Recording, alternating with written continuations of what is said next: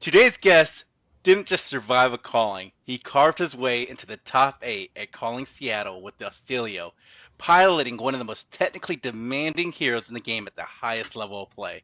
You've heard his voice before, but this time we're not talking about theory in the abstract, we're talking results. Execution, pressure, striking with that lightning speed, and what it actually takes to convert preparation into a podium level performance. Joining us is Andrew Lorenz, competitive grinder, deep thinker, and one of the best minds you want to listen to if you're serious about leveling up your game. But before we get down into his incredible success at Calling Seattle, I'm Will. Hey, I'm Evan. I also went to Calling Seattle. But you didn't make a top 8 finish, so we're not talking about you. We don't talk about how he did. Hey, my hat top 8'd.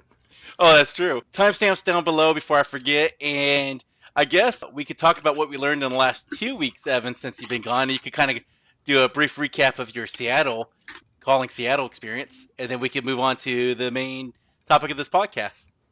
Yep. Well, I was in Seattle as well. It was a lot of fun. I enjoyed the trip, enjoyed hanging out with the boys. Unfortunately, I did not do too hot in the calling. I played Syndra, and Oath of Loyalty really screwed the pooch a couple times. Yeah. That card is either the best card in your hand or the worst card in your hand. Oh, and man. Unfortunately, the games I lost, it was the latter. So Oath of Loyalty. So are you cutting the card from your deck, or are you just like not playing Syndra anymore? Well, given the bans, yeah, Syndra's not looking too hot right now. So I'll probably move on to greener pastures, to more to taller tails, Okay. and I'm talking about Lyeth. I'm moving on to Lyeth. And I'm going to say probably one of your favorite cards is it's red. Truth or Trickery? Anyways. I wish. I keep thinking about running that card because it looks fun. And then I think about the actual stats of the card and I say, it's not worth it, bro. Right. So I know Ning unfortunately couldn't be here, but he also was one of the boys that went up to Calling Seattle. I think he specialized more in the side events.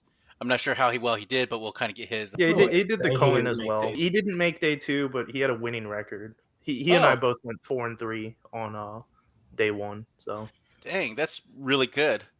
So what did I learn since last time we were here? I learned that Slippy's not really going to be a viable deck as of yet, that Mario Marionette is probably still the better assassin. I did learn that my Reinar is doing fairly good as far as, just doing the brute thing, decreasing that variance. I did fight Trevor in our local armory on Tuesday. We were both 2-0 going into the final round. He pulled it out. He was playing Puffin, so it's, still good. And that's kind of what I learned. I have to learn to, I guess, navigate that matchup a little bit better. So that's pretty much what we learned. And Andrew, since this show's all about you, we're going to deep dive into everything you learned in the last couple of weeks. But Evan, why don't you go ahead and cover a little bit of Andrew's accolades outside of the Calling Seattle top 8 finish. Do you remember them all? Oh man, Andrew's got so many accolades. There was that time that he top 8'd the Rosetta World Premiere and famously drank glue on stream. That was pretty cool. Yeah, there was that time when we were at the U.S. Nationals where he was gonna top 8 another calling, but then I stopped him. He top 8'd a couple Battle Hardens in Atlanta, and he's wearing my hat right now. So what's the story about the hat? Cool accolade. Yeah. Well, so what's the story about the hat? Did he just steal it from you and never gave it back, or is it like you lost the bet? Literally, all that happened is since we were on the same flight to Seattle, I was like, "Bro, you want to have a slumber party and go to the airport together?" And he said yes, which really cool. And so I'm just at his place. And I just see the hat, and I'm like, I want to wear that hat in Seattle. So I just took it and put it in my bag. And then I'm like, you want the hat back in Seattle? And he's like, later. And I'm like, okay, I'm going to forget about this. And I forgot to give it back to him. So is that your new lucky hat, or is it just to mess with Evan a little bit? No, I have to give it back to him. I told him, and I will abide by this. If he ever wins a calling first plays out of calling, I will buy him another one of that hat. Okay, and what's it say for those that can't read it? Oh shit! Oh, Can you read it now? the relationship between myself, fish, and women are far too complicated to be summed up on a hat. That's good. It's a pretty great hat. It's a Pretty great hat. perfect for Andrew. Yeah, Oh, like man. before round one, like we were hanging out with Michael Fang, who was doing commentary for the weekend, and like we made him read the hat and explain the joke to him. And he was like, "That joke's so funny. I'm gonna write it down in my notes in case you get on stream." And then I never got on I stream. was Oh, so upset. You no. did so well. I was so excited for you to go I on performed stream. well enough that he has no excuse. You're right. Oh, Michael man. Peng, I know you're watching this along with James White. Oh, bro, I know his Discord. I can send it to him. Please get Andrew on stream so you can explain the joke on the hat. Yeah. I would love that. So I know since the last time you were on this, you were so gracious to help us out when I think Trevor and Evan went to another calling. I can't remember which one it was, but it was during the Mastery Pack Guardian, and you helped us kind of review that deck. So funny enough, most of the cards were kind of crap. So we're going to move past that. Thank you for coming back on. But what's changed since then in your life, Andrew? Oh, in my life in general, I've discovered my love of Oscilio. It's fair, right? Which is kind of topical because that's what we'll be talking about today. Evan, do you have any questions? No, not really. I know our locals have a lot of big Oscilio fans, and yeah, Andrew, you went from being from joining them and sort of playing Oscilio with them to being the most decorated local Oscilio player, which is very cool. Yeah, man, top 80 calling is totally better than top 64 in Worlds. If you don't look at the prize money. Oh, is the top 64 in world still a higher prize pool? Yeah, it's like 1.5k Ooh. for top 64 for Pretty Worlds. good. But meanwhile, top 8 of a calling is only like a 750. Okay. Yeah, but like, you know, you're here on the podcast and Jeremy isn't. Yeah, that's very. So who's more decorated? That's true. But He Jeremy, likes Kodachi 5. so I guess it's kind of even now because Jeremy appeared twice. Andrew's now on twice. Who's going to get the third time? I mean, that's truly how it's going to be decided, right? So going to the Calling Seattle, running that gauntlet. Why Oscilio out of all the decks you could have picked? Because there's a lot of good ones. Like you got the top 3, and then you have Oscilio. Oh, the answer is just because I hate gravy bones. Okay. Like literally, what happened is That's why I play Syndra. Yeah. Like I was like, what's Gravy's worst matchup? And the answer is like I think like actually like it's either Prism or Oscilio, but I don't want to play Prism, so I was like, fuck it, I'm gonna play Oscilio. I mean, your Discord handle says what you feel about Prism, so Yeah. yeah. And then so you picked Oscilio just for the targeted Gravy Bones hate. Oscilio started doing really good as a top of the aggro kind of lineup matchup. How did your meta expectations kind of when going into this Calling Seattle match up with the reality of actually being there and running that full list of games? So what's really nice is it was about what I expected. So I actually like pulled up the metagame stuff here. So like most represented deck was Syndra, third represented was Verdance, and fourth was Gravy. I expected like all of those to be like top 4. Then we had Arachne Marionette in second place, which was a little bit higher up than I expected. I thought it'd be like third or fourth, but this was the release weekend for Armory Deck Slippy, so I expected it to have a slightly higher representation than normal just because people are like, ooh, cool, shiny new toy. Right. And then was it fifth place was Dio, and then 6th and 7th were tied for Prism and Oscilio. And like, yeah, like if you asked me to name like the top 7 decks with meta representation, it'd be exactly that. Okay. Yeah, and you didn't think KO would be showing up in the top 7? I don't think he would. Like, he has issues with beating up on Gravy and Verdance. Mm-hmm. Also, like, Assassin in general can be pretty annoying for him, especially, like, right when a deck drops, because that's when Assassin's at its most annoying, is when you have to relearn the tools they have and what they're capable of. Yeah. So, I guess, let's talk about your key rounds, or your hardest matchups. Oh yeah, my hardest matchups. Yeah, so like what's really nice is I actually like didn't have like any matchups that like felt really awful over the course of the entire weekend. Let's see, I have it written down somewhere. Okay, so day one. Face any Marios? Actually, no. My meta breakdown was day one. I played against 3 other Oscilios, my only loss in Swiss being one of them. I played against 3 Verdances, and I played against a Syndra.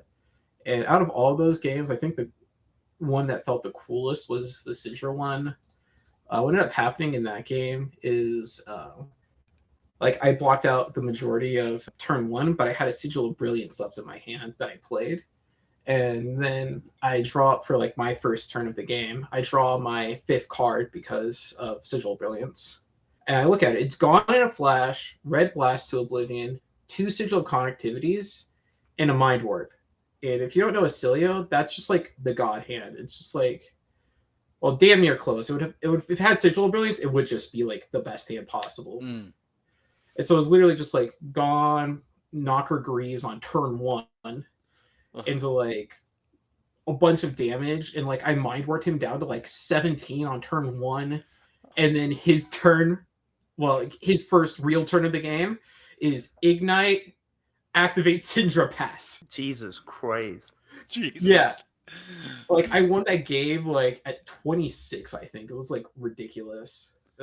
Wow. Isn't Syndra like historically a bad matchup for Oscilio, or it's a 50-50 matchup?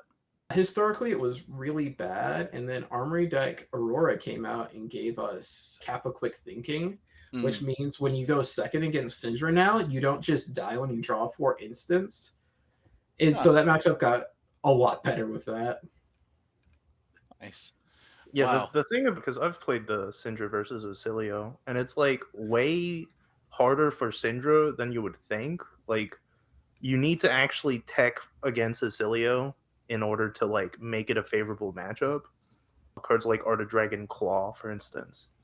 And yeah, Oscilio is like one of those decks where it's like, you know, it's kind of the new Kano now that Kano is gone, and we'll talk a bit about that in a bit, where it's like you can have as favored of a matchup as ever into Oscilio, but if they draw what, you know, Andrew just described, you're freaking dead, dude.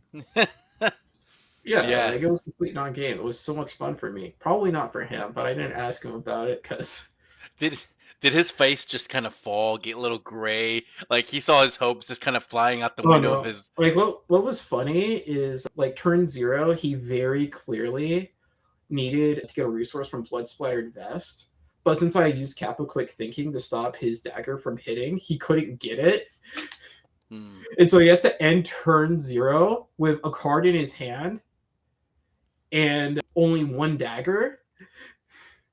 And like I could just tell very easily just looking at how he was like playing. Like he was trying to put like a counter on his best. I'm like, no, you can't do that. He's like, oh yeah, you're right. And for those who are just listening, Kappa Quick Thinking is an instant destroy this. If you would be dealt damage by a source an opponent controls this turn, you may discard an instant card to prevent 1 of that damage and draw a card. So it's hand filtering, you draw the card, and you prevent 1 damage. So very nice. And this comes in against the Syndra matchups, particularly going second. Yeah, you play them both going first and second because you just want to just zoom for your deck as much as possible and break it the first turn. They're mounting a real offense. I'm assuming you also play it versus Mario, right? Currently I am. The matchup like changed a bit with the Armory deck coming out because they went from being an Arcane Barrier 0 matchup to actually having Arcane Barrier 1, which doesn't matter a ton, but when it matters, it's really annoying. Yeah, and that's the new boots that comes in the Slippy deck.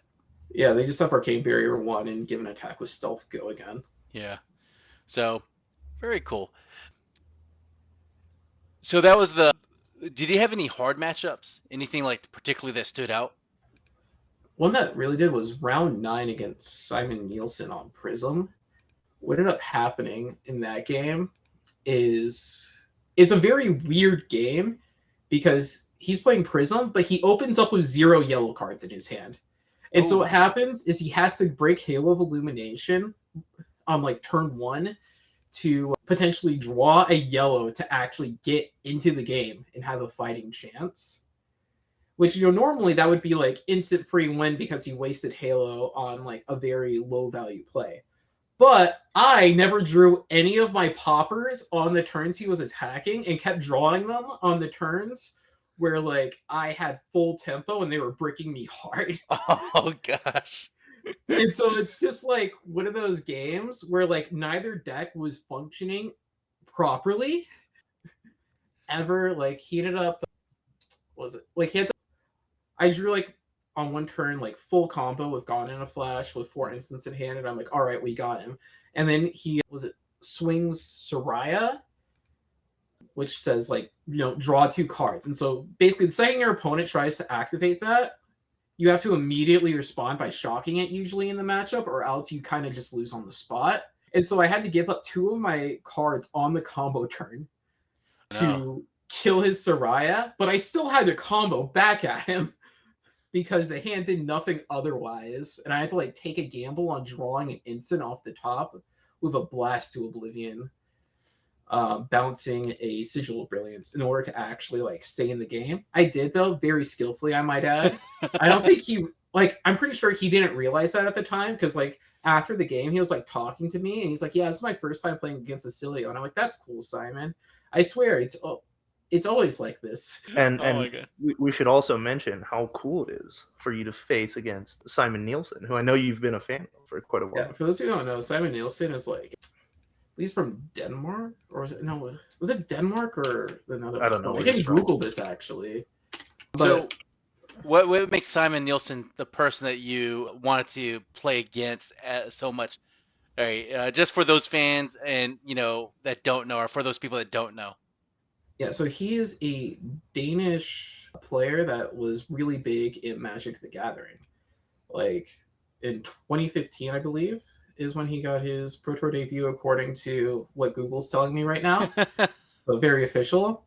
And so as somebody that like used to play Magic, like this is like some dude I've like been following since I was like a teenager, and to actually just get to play a card game with him and like whip his ass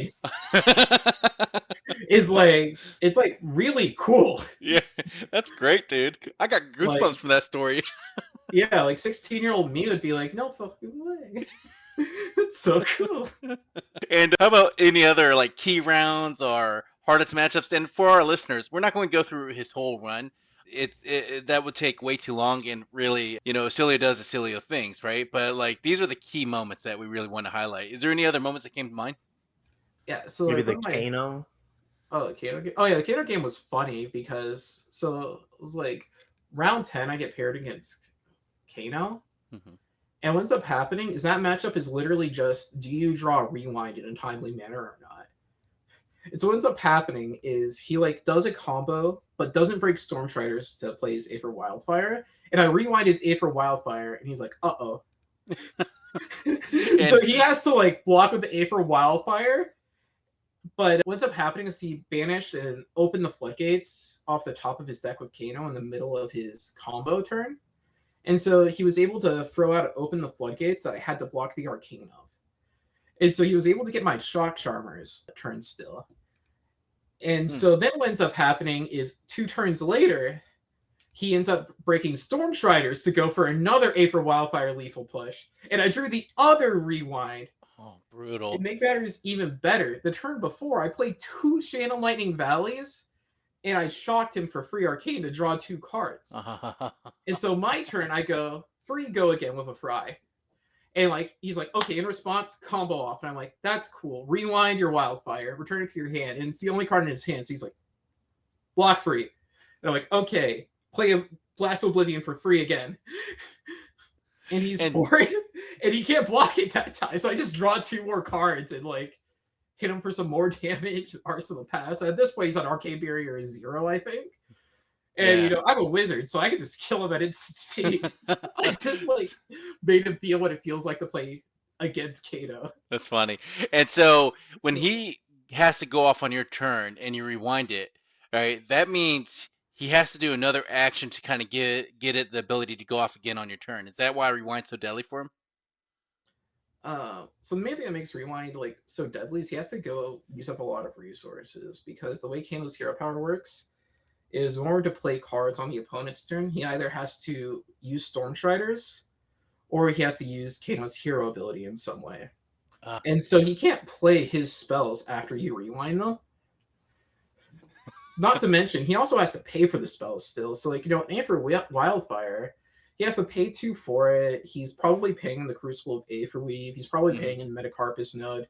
One of the turns, he had to break a Potion of Deja Vu to, like, try to go off. And so, like, that rewind, like, the first rewind was, like, already, like, usually backbreaking, but he did an amazing job recovering from it. Yeah. And I was like, oh, I think I'm dead afterwards. But then I skillfully drew the second rewind. And then he got his revenge because he's the guy that beat me in top 8 because I didn't draw a rewind.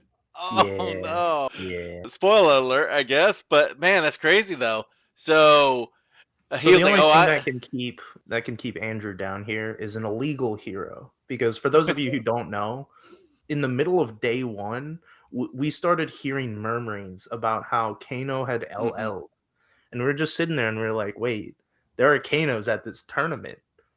And yeah, so, the only thing that can keep Andrew down is a hero that no longer exists. Yeah, so if anyone during ProQuest season that took a win from a Kano that totally should have won it but wanted an invite, it's your fault I didn't make more money. It's your fault you didn't make as much as Jeremy. Oh, man. Granted, I do wonder if Kano, now that Kano's LL'd and, sideboard space is more open, Andrew. Ding ding, how many bells are we gonna see? Funnily enough, I saw 3 different decks playing Amulet of Echoes over the weekend. One was a Gravy. Yeah, maybe real quick, Will. We can pull that up Amulet of Echoes here. Because it's many people see it as like the Oscilio counter, and I guess now might be a good time to ask, like, is it truly an Oscilio counter? Like, how do you deal with it? It also helps deal with Dash, doesn't it? Or no, it's only a pure Oscilio. I don't think it's worth it against Dash, but it's not the worst thing to do. But yeah, so this is a blue 0-cost item, a generic item with Go Again. It has ability as an instant. You can destroy it to make target hero discard 2 cards. But you can only activate it if said hero has played 2 or more cards of the same name this turn. So Gone in a Flash, for instance, on the combo turn, allows you, if they're comboing off, they play the second Gone in a Flash. If they have other cards in hand, you can immediately activate the amulet, make them discard those cards. Yeah, it doesn't even have to be the combo turn too. There's like plenty of opportunities just to play 2 Gone in a Flashes in 1 turn for really good value. And so yeah, this card is like really annoying for Oscilio players. What's really nice is aggro decks have to actually draw this and play it, which takes them a long time because normally they only see like 3 or 4 hands worth of cards against you. And so like Syndra, for example, like turn 0, it's good, but after turn 0, you have to like go out of your way to play it, and it usually ends up not being worth it.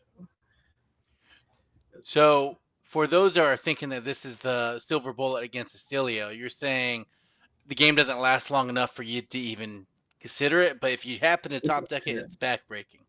Yeah, like if you're playing like Jarl, for example, you have the time to draw this. It's fine to play this card if you're Jarl. But, if you're Syndra, like, sure, you can put this in your deck to potentially scam some wins, but you're probably more likely to win off the back of pressuring your opponent with, like, Art of the Dragon Scale with fealty behind it to potentially destroy their Lightning Greaves than to play this card and draw it a good time. I mean, I was going to say this for more the deck type, since we're talking about Oscilio hate cards. Now that KO's kind of rising up, Oscilio's rising up, Dash.io is kind of prominent, Weakest Link's bound to come back out. How do you feel about that card in particular? So Weakest Link is annoying when it's annoying. One thing that is so important to keep in mind is your opponent actually has to like play it in a way that isn't awkward, which for a lot of decks isn't the easiest thing to do. Like Like if you take like KO for example, it's easy for him to do it. But if we take Right. like Kasai, which as we're recording this, day 1 of Calling Hong Kong, I believe, just finished up. And in it, like KO did awful and Kasai is like the best deck looking going into day 2. Interesting. It's really hard to get away with playing this card in like Kasai, for example, because like it doesn't fit in your cost curve. You don't want to just like take a turn off, so you just go weakest link. Yeah. Because that's backbreaker for Kasai. It's like not going to her game plan. Makes Yeah. sense. And for those that don't know, weakest link is a red pitch, 2 cost, 6 power, 3 defense. When this hits the hero, look at their hand and choose a card without base defense. If you do, they discard it and you draw a card. So pretty good stuff. All right. So I gotta ask, man. Like I've seen people play Oscilio. That's a big brain deck, dude. And I'm not talking like that is a big brain deck. How do you manage the mental fatigue and all the decision points? Like, good God, I'm a brute player, right? I mean, it's hard Yeah, to you do two just roll things at scabs. dude. It's hard to do 2 things at one time, right? Like so, like how do you do it, dude? And we're not talking about 4 rounds like an armor. We're talking about 12 rounds, right? Like before you I get mean, cut to top 8. you get like a pretty big break between round 7 and 8, honestly. Okay. Yeah, like I think like the biggest thing is that first off, the rounds go by very quickly when you're playing Oscilio because this deck has very short games. Like I think my Okay. longest game of the weekend was against a Jarl, and that still lasted like less than 30 minutes. Wow. So it's kind of ironic because in Warhammer 40K, like tabletop war game, usually you play 2 hours, 2.5 hours, and you don't even finish the game sometimes. So it doesn't really go well to play a defensive kind of army, and it doesn't sound and like this kind of deck seems like very strong, very fast, right? And that way you can kind of rest between the rounds. Um, So the 40K thing is you got to play these aggressive armies too, just so you can get that break. So you're not so tired after in between rounds. It's kind of funny that you mentioned it like that, though. Yeah, like helps a lot, and it also helps too to just like well, in particular is I also brought Oscilio to Worlds. We don't talk about how awful I did at that though, because bro, I got better players draw better like 4 games in a row hard. It was Oh great. my gosh. Well, so How are you supposed to beat Max? By the way, Max the Hype Uh, Nitro, Draw Gone in famously a one of Flash, Oscilio's worst or matches. if you can't draw Gone in a Flash in a timely manner and you're forced to combo off early with 2 Blast to Oblivion and Sigil of Brilliance, yeah. draw a spell off of your Sigil of Brilliance on that turn So instead of. Andrew, I'm not sure if you remember, but I actually did beat your Oscilio one day during a. It was like probably 6 months ago. Do you remember this? I played Oscilio for the first time 2 months ago, Oh, man. did That's you? So maybe it definitely wasn't you. not Maybe it true. wasn't you. Maybe it wasn't you. All right, Okay. because I played Fang and I high rolled the hell out of someone. I couldn't remember if it was you or not. Oh, So okay. no, I haven't lost the thing with Oscilio. That matchup's a joke. Okay, okay. I mean, that's why it was so ironic, right? So, okay. Let's go ahead and go into the deep dive. We'll cover a little bit about the deck list, but before we get to there, I mean, we know it's a high skill, high ceiling, but what separates a good Acilio player from the great one?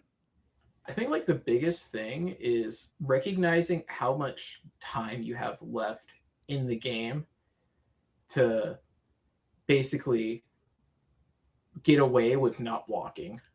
Because generally your game plan with Acilio is you want to draw Gone in a Flash, you want to draw some Arcane Source, and you want to go Gone in a Flash, break Lightning Greaves, play a bunch of instants with Gone in a Flash in between each instant, and then finish with this big spell that does a bunch of damage.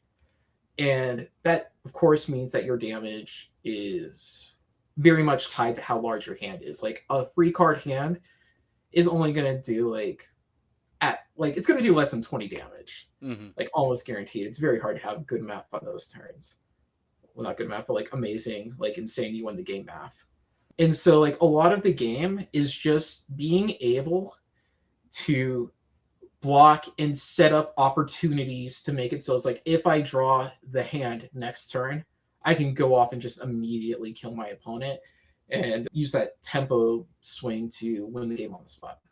Wow.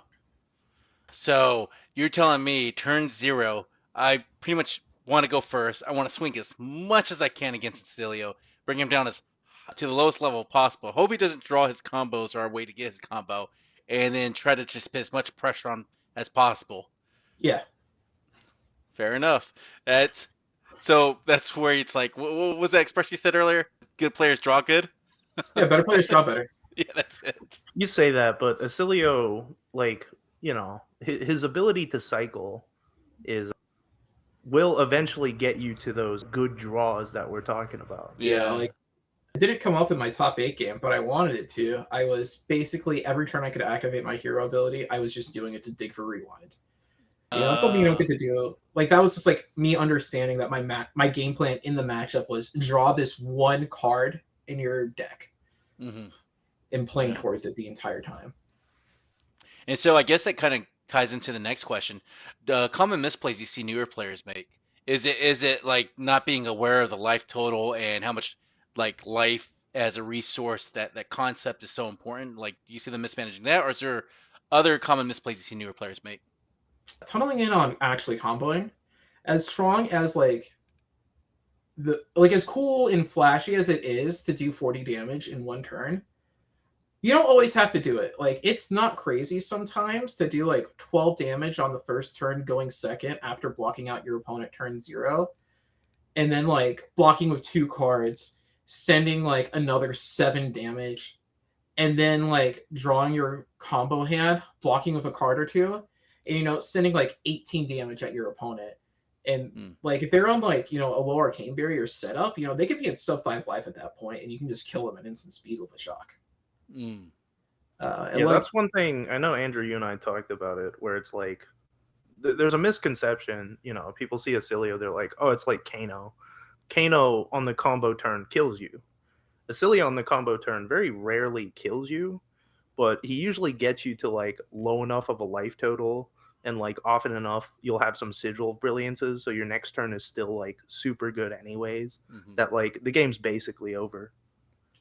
Yeah, like I had one game on the weekend where post combo my opponent was like sub 10 and I had a sigil of Aether out, and he like attacked me, and it was like a very good push, but I blocked with I think 2 cards, and my turn was sigil of Aether, deal 1 arcane to him, amp 1, play a lightning sigil, and I just went Volzar mind warp for 4, and like that like basically bricked his hand for next turn. And then I was able to convert that into tempo to actually win the game. Wow. It seems so easy, just blast your opponents, but like I see all the different lines you could take, and good God, dude. So continuing on, like I'm overheating here. My brain's hurting. Roll scabs. No, I'm just joking. How many reps did he get with Oscilio? I know you just picked this up 2 months ago, but did he practice, or did he just like pick it up and start having fun with it? All right. So the first tournament, no practice. He's naturally just that smart. I can believe it. Date of the first tournament I actually played Oscilio at was October 18th, which was a Saturday. So I believe October 14th, that Tuesday, was the first game I actually had with Oscilio in paper in my life, like outside of Limited. But like I did seriously like register him for Worlds, bring him to Worlds, and like during that time frame, it was probably like 100 or 200 games over the course of like a month or two that like I just spent like playing Oscilio. Like every day, like in the lead up for Worlds, I was probably spending at least an hour playing the deck. Which, do not recommend doing that. It's very bad for actually doing stuff for the rest of your life and also actually enjoying the game. And it especially sucks whenever you 0-4 drop from the tournament that you prepped for. Oh God! But it turned out to be worth it in the end. So, so you needed a palate cleanser between your training, like your Rocky montage, lifting the weights, climbing the mountains, like punching the beef, and then you went into the fight. You're like, oh shit, you scrubbed out 0-4. I didn't realize your record was that bad, Andrew. And then you were like, that was your palate cleanser. You just had to get the losses out the way. So you went into calling Seattle. That was your true goal. You kept that hidden. You didn't let people know. World was just like, hey, I want to go to this tournament just to lose. That way I could go to calling Seattle and just crush it. Yeah, it was totally intentional. Yeah, it's intentional. I totally understand. Very big brained. Yeah, man. Thinking 3 or 4 steps ahead. So, how do you handle your bad variants? Because doesn't Oscilio sometimes just draw poorly? Okay, so like the weird thing is that I'm told he draws poorly, and sometimes he like definitely does. Like there are games where that happens. Like I was talking about earlier, round 4 of Worlds, I got paired against Max. That was his only win of the day, which is really funny. I like literally all that We're happened is talking about the max. I didn't draw Gone in a flash, and what ended up happening is I'm like looking at my hand, and I calculate like the damage that he does on board, and I'm like, okay, I'm gonna go down to 10. This is like earlier, like how I was talking about how much time you have to no blocks combo. Mm-hmm. And it had 2 Blast Oblivions and a Sigil of Brilliance in it. So what that meant is that I could throw out, what is it? 2 Blast Oblivions to pick up the Sigil of Brilliance to draw 2 cards, and then use the Oscilio ability to draw an additional card. Mm-hmm. So I had 3 cards to look at to draw a spell on this hand, and I'm like, all right, if I draw a spell, I get there. I don't think I can block and get there on this turn. And so I was just like, okay, we got to go. And we didn't draw the spell. And I'm like, well, guess we lose. And then, of course, I draw the next card in the next hand. And it's like, oh, that's a spell. Great. Oh, it's man. always a spell on top. I mean, statistically, if you don't draw a spell, you're more likely to have a spell on top. All right. Yeah. So variance does happen. Sometimes you just gotta suck it up and try to play to your best, and then. I will say that I've played both Azalea and Viscerai before to like very great success and like a ton. So like those are decks where you can actually just break super duper hard and hit life. Yeah, right. And like playing Oscilio is like a walk in the park in comparison to that. You know how often like with Azalea, I'm like, oh cool, no arrows. We're gonna hope that the top card of my deck is an arrow when I activate Azalea, because if I block, I just will not win this game. And then you just miss, and you're like, oh, wonderful. Dang. I've been there, brother. Yeah. Oscilio's interesting. His hero text is literally your anti-brick tool, right? I remember when we first saw Oscilio, everybody was like very confused, being like, "What? Why does he have 36 health? Why his hero ability doesn't seem that good?" Yeah. And then, yeah, once we saw like the rest of the cards, we still were like, "Why is this good? This seems really bad." Yeah. And then when people started building decks, that's when it all came together. Yeah, it took a long time for people to figure out like this hero, right? It was a lot longer than normal. Quite. He got extra support in High Seas, I believe. Yeah, I think that this guy wasn't a real hero until High Seas came out. Consign the Cosmos is an insanely busted card that did a lot of heavy lifting. And then another huge one was Burn Bear being printed, because Burn Bear is simultaneously an anti-fatigue tool because it's a spell that does a big chunk of damage against fatigue decks. And then against Prism, it functions as a popper for their Phantasm attacks, which is insane slot like condensing. Like, how often do you just like get a card in your deck where you're like, oh, this is a sideboard card for Prism and Jarl? Interesting. I wish all heroes got cards like that. Dang. Just wait until Pen comes out. Evan. The problem is Prism sucks in a Silver Age right now, so I'm terrified they're going to print something to break her in that set. Please do not put idea. James White, if you're listening, and I know you are, don't listen to him. Oh, those cards are already in the print. I'm sure someone's going to spoil them soon enough. Please. Evan, you played Oscilio. You Oscilio dabbled, right? You got a little taste of the lightning? A little fizz on the tongue? I played a couple of armories with Oscilio. I borrowed Jeremy, our Kodachi 11 Boys deck. And yeah, no, Oscilio is legitimately a blast. Like, I think, okay, we talk about, we've been talking about it, and Andrew, you caught the pun too, right? Yes. Yeah, legitimately will. I think anybody who's interested in Oscilio and thinking to themselves like, oh, it's too complicated, I could never play it, like, it's honestly less complicated than you think.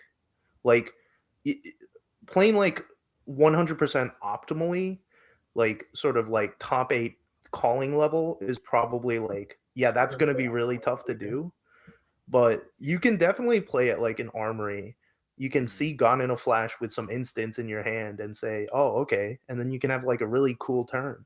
Yeah. And it'll be awesome. So, yeah, if you think like, oh, it's too hard, I don't know if I can do it, don't let that detract. Play Oscilio. It's fun. Cool. All right. And then, so what was one decision, Andrew, that you were happy about? Registering rewind. Was the registering rewind a kind of like a specific tech that you kind of put into your deck? Is not really ran into Oscilios? No, it's pretty common. You'll see it. It's on YouTube. There's a guy named Yuto. He was the Finnish national champion for this year. And basically, all Oscilio players come from him in some way. Like, everybody has a common tie with him because, like, he just puts out a lot of solid content on the deck.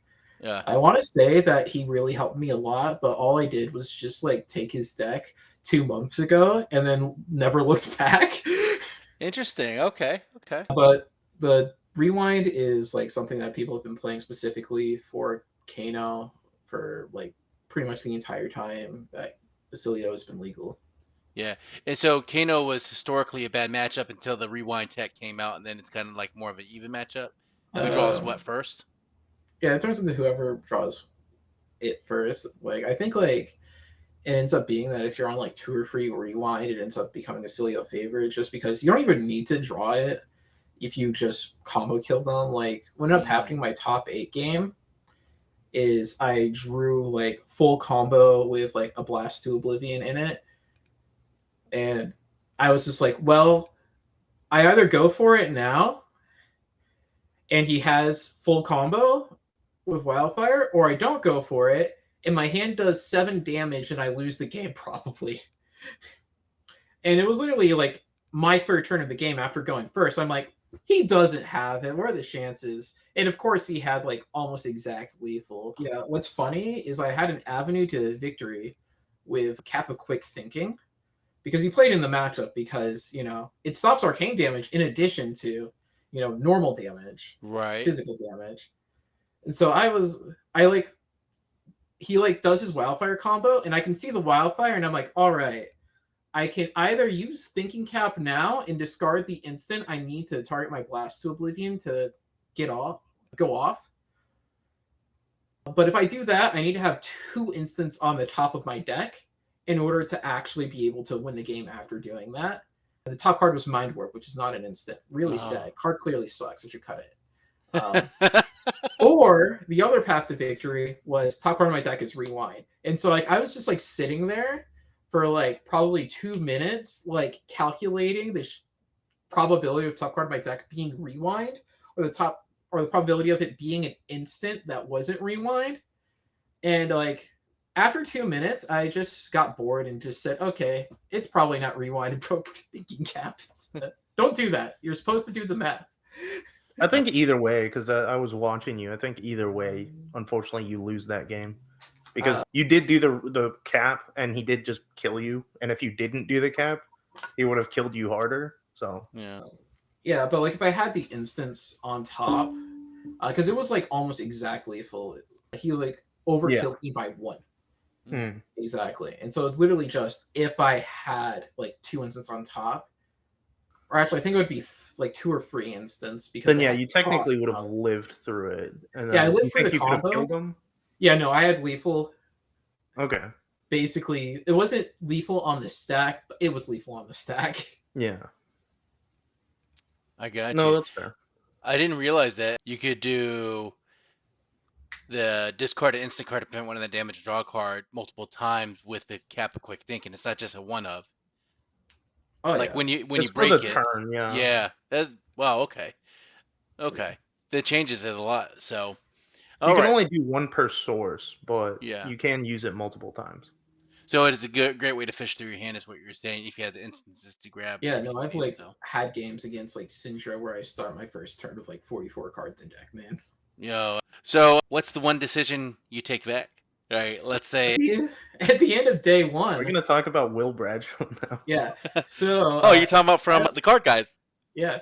Evan Ning and three friends of ours. So we got William Bradshaw from the Card Guys, Ruben, who's just some dude that lives in New York that Jeremy knows. Just some dude. Yeah, literally, like he has, has he done anything that can make him anything greater than just some dude? He's friends with the famous Jeremy. He did play Pummel in his Prism deck and wrecked us at Armory one day. Yeah, you know what? He played Pummel in Prism. That's his claim to fame from now on. And what was the third one? Oh, Evan Herndon, former national champion / former national champion runner-up. We all went to some Japanese place at the end of day one and ate a ton of chicken and other random meats. Food was very good. Yeah, it was very nice and expensive. No regrets on that regard. But the regret was Evan Herndon and William Bradshaw were like, bro, there's a casino near here.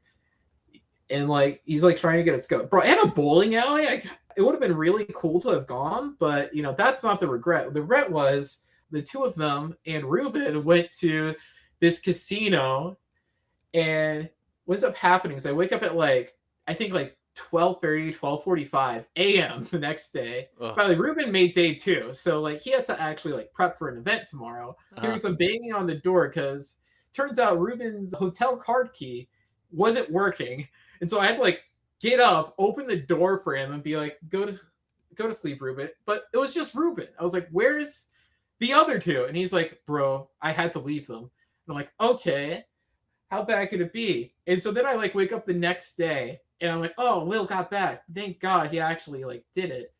And then I go to the bathroom in the morning because that's what you do when you wake up. First thing of the day is take a dump. And then I get out and I'm like, that's Evan Herndon on the floor of our hotel room. What are you doing here? And they're like, yeah, man, the casino closed at 2 a.m. They kicked us out. And apparently they got to the hotel at 3 something a.m. and had to sleep. But more importantly, they lost a ton of money. So they're like, yeah, multiple times we were just up. And so the regret is not telling them leave the casino by a certain hour. So I don't have to wake up at after midnight just to open the door. Yep. That sounds terrible, man. While that was all going down, by the way, we were enjoying watching Toy Story 2 through 4. Very cool. Yeah, we watched 3 entire Toy Story movies in the entire time. While they were losing that much. If I knew they were going to lose that much money, I would have gone with them and been like, hey guys, stop. Because Nationals this year was in Vegas. And so I'm talking about Will, at Vegas, at one point he was up almost $1,000. And he's like, all right, I'm going to pay off all the money I owe people for the weekend. And then I'm going to keep gambling. And I'm like, well, that's stupid. And of course, the first Armory, I see him again. I'm like, how was it? And he's like, I lost all my money. He's like, was it worth it? He's like, no. I'm like, are you going to do it again? He's like, totally not. And of course he did it again. Gambling's tough, man. I mean, it wouldn't be a man named Will if they didn't like rolling some dice. You know what I'm saying? Here's the thing. So... And I'll tell anyone out there, this is not financial advice. You play poker to win money because the house only takes a cut of it, but it's really your skill that will win you the cash, right? You play craps and every other degenerate game out there, 21, whatever, blackjack, to lose money because the odds never really favor you, right? And you're not card counting at that level, right? Not with 8 decks being shuffled and new decks being turned in. They changed it so much you can't really card count as effectively. Well, how much money have you lost? Dude, let me tell you. Okay. So I've learned my lesson about having a stack. Actually, there's a movie called Rounders where the guy bet his whole stack. That movie is so accurate on so many levels, right? Because they always tell you not to bet your stack, not to bet your stack, and you bet your stack. So to answer your question, Evan, I lost my whole paycheck one time. I had to eat boiled onions and ketchup packets that I filched from the fast food restaurant. I remember that. I told Andrew that story because you told it to me. All I had was onions with a little green thing sticking out of it. I ate that shit and ketchup packets for a week until I got paid, right? It was bad. I learned my lesson though. Will, I Real understand your viewers, pain. just You did? talking, just my time to talk to the viewers directly. Just a little treat, you came here for Oscilio, and now you're getting financial advice. No, If this is not if you financial. enjoy all this financial advice from us, remember to like, comment, and subscribe, and tell We're us how probably much money you've lost from Will telling you this. we are definitely getting thumbs downs on this one.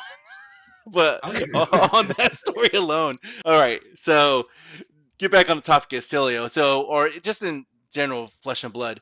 What's one habit every serious player should build? Okay. So when you say serious player, do you mean like people that are like going to major events, or just like people that are like actively serious, like trying to like just go to their armories or stuff? Because Well, let's just say like you want to play on a competitive level of Yeah. just any sort of level. go to sleep at a reasonable hour. Fair? That's a good one. Yeah. Like the amount of times it's just like, when did you go to sleep? 2 a.m. It's like, isn't day 2 tomorrow? Yeah. And it's like, don't you have to wake up at like 7 a.m. to like make it? And it's like, yeah. And it's like, aren't you like on like West Coast time and this is the East Coast? So like you have to wake up at like, your equivalent of 4 a.m. And they're like, yeah. And it's like, isn't it a really dumb idea to It legitimately is like the best advice for any sort of like competitive event. I have also had issues. As a matter of fact, in Seattle, I had not been sleeping well for like a week. Yeah. And I'm not gonna say that's the reason why I didn't day 2, but I could definitely feel my play was not as solid as it could have been. something like related to, sleeping at a reasonable hour is making sure it's good sleep as well. So there's this cool drug called alcohol that's really fun to do, especially whenever you're celebrating with the boys. Okay, this is not health advice, but a lot Like, of people. comment, and subscribe if you drank because of Andrew right after gambling because of Will. Hey man, I will tell you, after I went 0-4 at Worlds, like I drank like a fifth of a bottle of whiskey, and that did a great job of helping me deal with the variance there. So, in order to handle bad variants, alcohol is always the solution. Now, as a registered dietitian, I don't recommend that advice particularly as well. But it is fun as hell to forget your problems, though. I'll say that. Unless you pass out on the floor of some random hotel that you had to crash at because they kicked out the casinos at 2 a.m. I don't think Evan Herndon was drunk per se. Oh, he was okay. So he told me before they left at like 6 or 7 p.m. the night before that he was going to stay there for only like 2 drinks.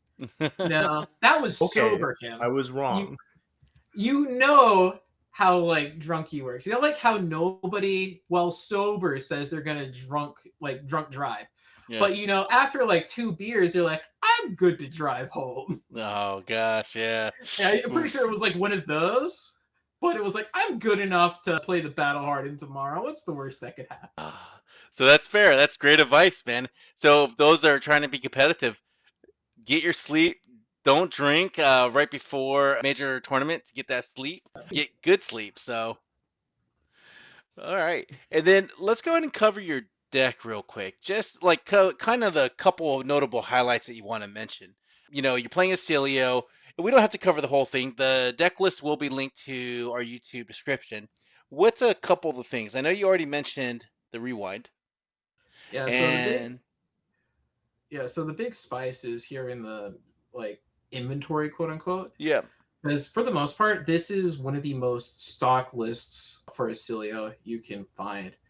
It's like extremely generic, not spicy at all. It is like, how white rice is like the most generic rice you can get? Mm-hmm. It's that level of just like, bro, like vanilla is too spicy to describe this list.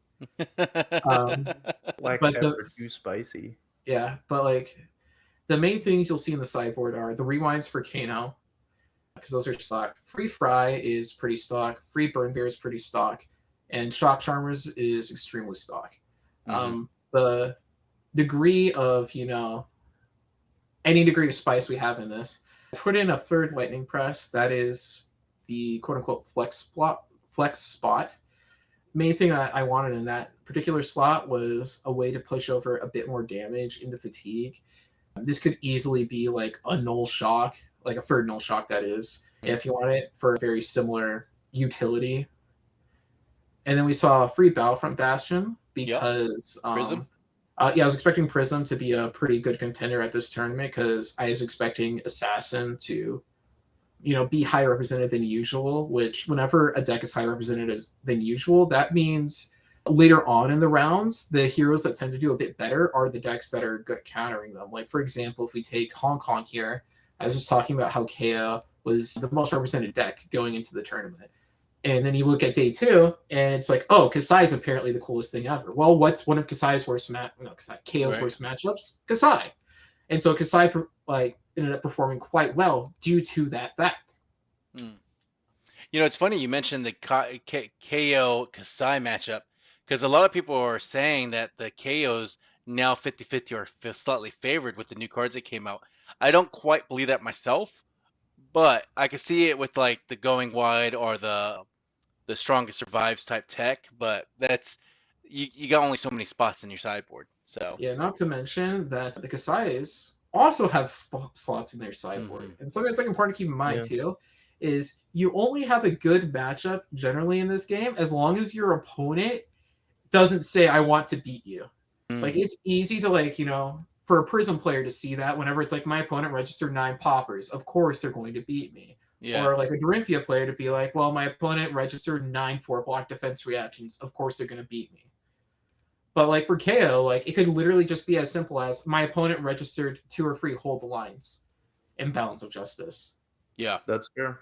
And like that little bit with KO is KO doesn't have like certain heroes have the flexibility to run more hate cards, but KO can only run cards that have 6 power or more.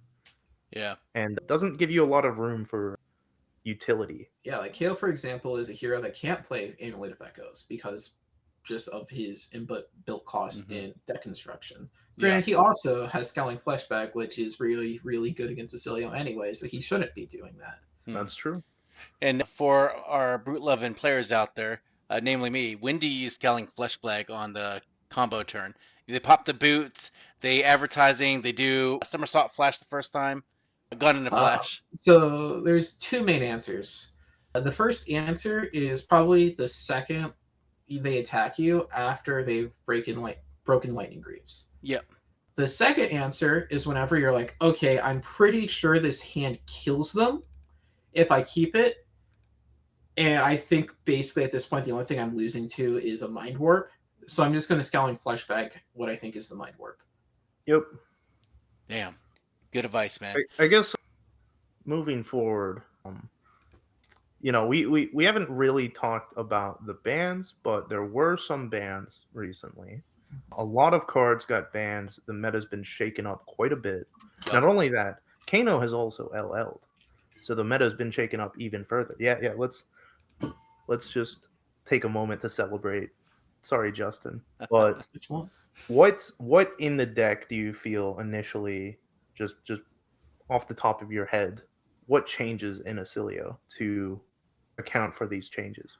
So the easy answer is Rewind gets cut because it was literally only for Kano. Fair enough. Yeah, the first thing that comes to mind is playing High Voltage in this slot because it is just like a very easy like 1-to-1 slop, and there are matchups where High Voltage comes in. And if you look at Battlehardened Philadelphia, or one of them, I can't remember which one, Alexander 4 ended up winning. And he was playing free High Voltage. And I'm like, that's really cool looking. And then like a week or 2 before Seattle, Jacob Clements was doing quite well with Oscilio also playing High Voltage. And I was like, oh, that's a really cool card that I should test out. And what ended up happening is I was like, well, I have to go spend a week outside of the state not thinking about this game because Thanksgiving just happened. So we're going to just play the stockist list we can get away with. So I don't have to think in deck construction, and it's just in the execution part of the equation. But since then, I've been testing High Voltage a good bit, and it's been fun. Big things with it is that in a lot of your aggro matchups, increases your kill range, and then, of course, into fatigue, it lets you just increase your damage density in deck to have spikier turns. Okay. And so What do you do against the mirror match? So the biggest thing in the mirror normally is null shock. You'll see that card is normally just a 1-cost shock. That's just like, pay 1 lightning instant, deal 1 arcane. But the null half says if target instant card has cost less than the total arcane damage you've dealt to opposing heroes this turn, negate it. And so what that means is in the mirror, that's actually extremely relevant because you play that in the middle of your opponent like having their gone in a flash turn, and that's often just game winning. Like you eat your opponent's sigil on their Lightning Greaves turn, you just got rid of their discount on Volzar. You just force them to play another instant because they don't get to go again if you negate the instant. Yeah, and Yeah. I think you're saying the 0 cost, so that just negates it automatically with the null side. Well, Right. you have to You deal, have to deal at least 1 arcane damage. But, Yeah. Oh, And, less than. Okay. Yeah, okay. and if you pull up Volzar the Lightning Rod here, his weapon, which his real hero text, by the way, is you get to register Volzar. This card is just like hardcore on a stick. This card's dumb, okay? This is like one of the dumbest weapons in all of Flesh and Blood. So if you get to blow up your opponent's sigil, what that means is they have to pay 1 for Volzar, and normally they're trying not to pitch on their Lightning Greaves turn. They're usually trying to use Old Knocker to pay for Lightning Greaves for their combo. And so if you're able to negate their sigil, like they have to pitch a card for Volzar, they have to play an extra card just to get their action point back. And like a lot of the time, like that just basically forces their turn to just be like pitch the Volzar play spell. And like it's often game winning on the spot. And so do you think you would ever go up to 3 null shocks, just thinking that the mirror might be more relevant? Yeah, that's one of the changes I'm thinking about doing, is cutting the third lightning press for a third null shock because the prevalence of the mirror is increasing. But another big one in the mirror is Shock Charmers, because Shock Charmers has Spell Void too. Funnily enough, the activated ability on Shock Charmers did come up in 2 games because I played 3 mirrors this weekend.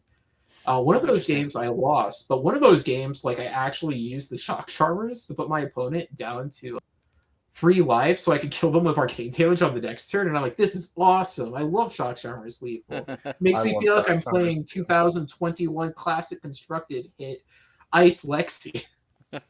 Oh my god, I love Lexi. No, I like Shock Charmers a lot.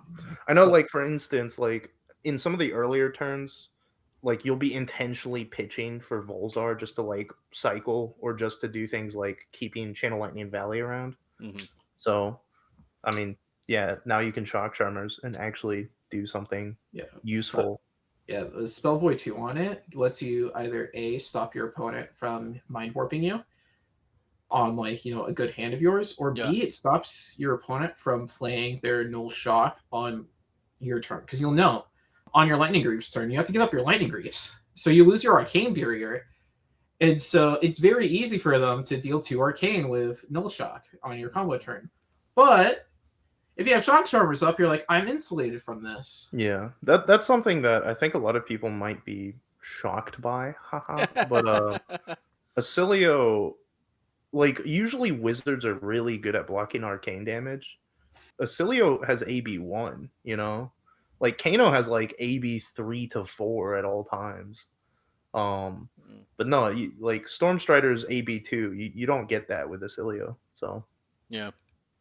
And all your equipment is, like, so useful. Like, you cannot swap it out for, like, actual AB equipment outside of the Shock Charmers. Wow. So, a lot that we covered, including not financial advice and not health advice. But any last thoughts, Andrew, before we start winding this up? No, I feel pretty good. How do you feel about Oscilio in the new meta?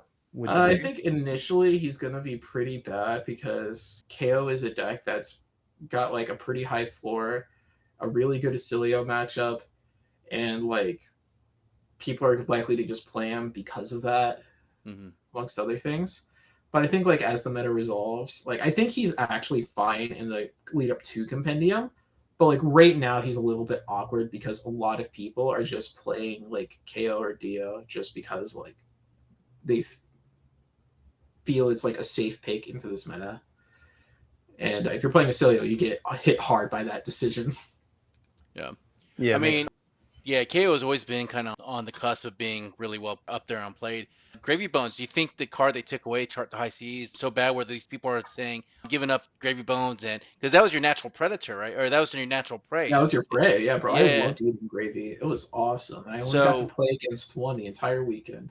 But like, do you think that shift is going to make people stop playing Gravy Bones, or do you think they're like, you still got good eatings ahead on the horizon?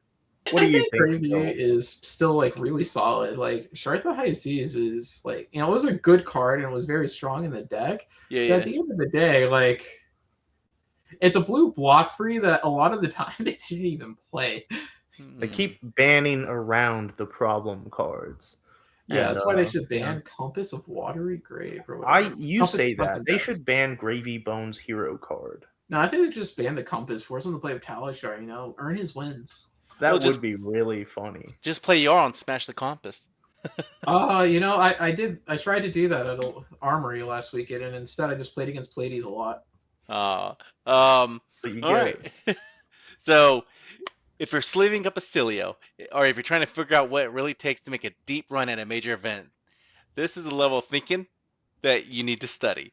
Huge thanks to Andrew for coming back on. We appreciate you looking at the inside of the top 8 mind grapes here, squeezing out all those delicious juices. If you enjoy this episode, like, subscribe, and share it with your testing group. We always like the good feedback.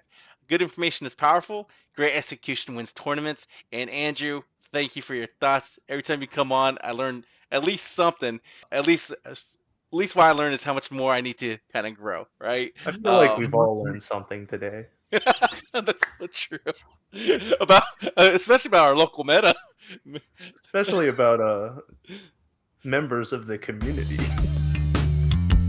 So good. Until next time, remember, every turn is a decision, every decision is a story, and don't forget your damn Tunic